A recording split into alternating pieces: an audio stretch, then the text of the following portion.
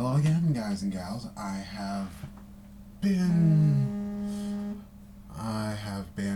working on a little something here where I can simply, in this video, I'm working on doing a bit of a good evaluation of the Wolfguard Terminators, especially Wolfguard power armored units in general. I have seen that I consider both to be one of the most tactically flexible elite units in the game. To me, that's my opinion, because really I like the Space Wolves. But it's like but the reason with Wolfguard Terminators is because they can be taken in packs of 3. The thing is, the reason is that you want a lot of unit saturation because it's capable of unit saturation. I'm actually trying to get a hold of another squad of Wolfguard Terminators so that I can have up to 15 Wolfguard, meaning I can deploy 5 squads of Wolfguard Terminators in squads of 3s, so that if I can get like a squad, like certain squads of Wolfguard or Grey Hunters into position in a certain place and their drop pod would have and their drop pod will have a homing beacon, I can deploy them in a way where it can cause I can have between 3 and maybe 4, between 3 and 5 Wolfguard Terminators deep striking in on the second turn, which would allow them to deploy in such a manner that my opponent is going to be dumbstruck in how to fight them.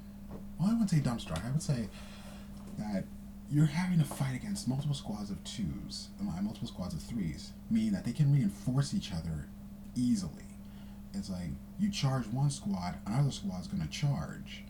It's like you charge one squad, another squad is definitely going to charge. So you're going to have to deal with that issue of, okay, you're going to charge. So it's like your opponent's going to have to deal with the issue. And with regular Wolfguard and power armor, they're going to have to deal with a lot of stuff for going through trying to keep them protected. I would recommend deploying them in Stormwolf transports, because it's like they're not in Terminator armor. You want them to strike, or it's like you want them to go at the objectives that are in cover, so that you can defend them and give them a little support. The thing about what I've learned in reading a lot of Space Wolf novels is that each squad supports each other. It's not the squads support each other, like because they're trained to fight together. It's like one hand is the left, the other hand is the it feels like you're hitting them at 1-2. So you want to have them in a tactical way. You get and it's actually quite clever. And lately I came up with this idea of deploying a Wolfguard Terminator squad in the front with all storm shields. If your opponent will, with a squad maybe a Wolfguard, maybe a Grey Hunter squad in cover. The thing is, like, you really have to utilize cover in such a way that it's like, oh, a melee unit has to be supported by something. You want them supported by Grey Hunters. So the best way is deep strike them in on the first turn.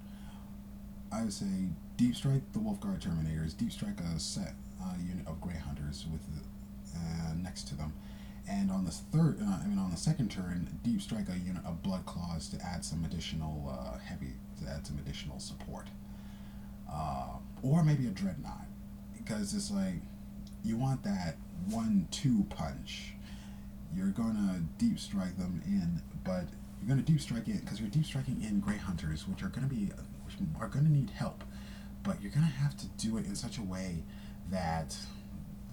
But so it's like it's the logical reason to deploy Wolf Guard Terminator Squad because they're as melee units are excellent, and it's like it helps protect the Grey Hunters from being charged, because you know that you're charging our friends in the back, so we're gonna help them out. So make sure they're not too far. Make sure they're not 12 inches from the Wolf Guard Terminators, so you can give them some. Make sure the Wolf Guard Terminators are not more than 12 inches away from the Grey Hunters. And as another note, I have yesterday I put together an interesting list. It's the HQs are 4 Wolfguard battle leaders as HQs, and 1 rune priest. 2 squads of Grey Hunters, 1 in a drop pod, 1 not in a drop pod, and 2 squads of Blood Claws, 1 in a drop pod and 1 not in a drop pod. I've found that, and also I'm going to have a unit of Long Fangs with a Wolfguard pack leader.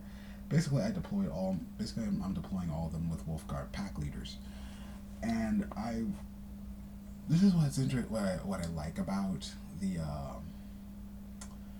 this is what I like about the Space Wolves detachment, the Wolves Unleashed. It allows you to deploy so many HQs, and you get a lot of, because it represents the amount of heroes that you can deploy. And what is like, I'm even deploying Logan Grimnar with this squad, and they're like here's the thing, I'm gonna have the Wolf Guard in the drop pod, the Wolf Guard pack leaders and Wolf Guard battle leaders in a drop pod with Logan Grimnar, and I'm also gonna have Arak Rockfist in there to help, and I'm gonna make him the Warlord, and I'm gonna use the Warlord traits from the Champions of Fenris supplement to aid him.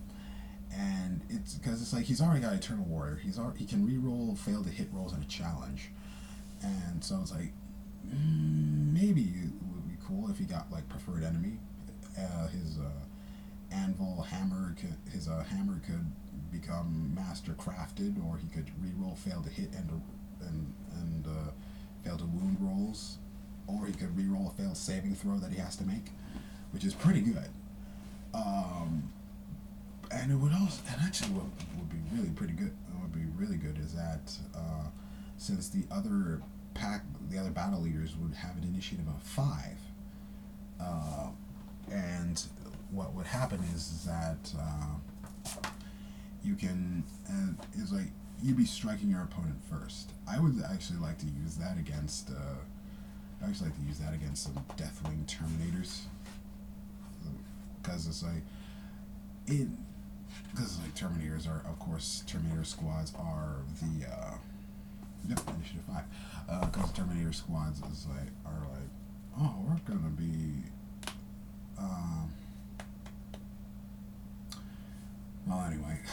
But anyway, I'm seeing that with Space Wolves, the tactical flexibility is almost endless, especially with Wolfguard Terminators, because Wolfguard Terminators can utilize so much in such a small amount. That's why I'm seeing that you can use, like, with Champions of Fenris, if you know how to play them right, you can become very effective. And that's why I like Thunderwolf Cavalry, I really do, but I don't like these Death Stars that people are deploying, because I feel they're not tactically flexible. It's yes, you got a lot of independent characters in there, but a couple of independent characters in there, but it's just like you're just swiping the board. If your opponent, what happens if you don't deploy first? and your opponent just is hitting you with strength D weapons and shooting you like crazy. The thing is, like, that's why I like to play with what I have, and I know how to play them. I focus on the strengths and weaknesses of my army, but I don't let my allies fill the weakness void. I just figure out that, okay, I'm going to one unit is going to fire, is going to shoot, the other is going to charge, and the thing is, like, when the unit that shoots is prepared to charge, they can support the unit that's charging. So meaning my tactical unit will shoot, and my assault unit will charge on the next turn. But my tactical unit can support the assault unit if it's charged or if it's about to be charged. So it kind of works. So I hope. So it's like, if you have any other suggestions, just leave a message in the comments, and I can get back to you.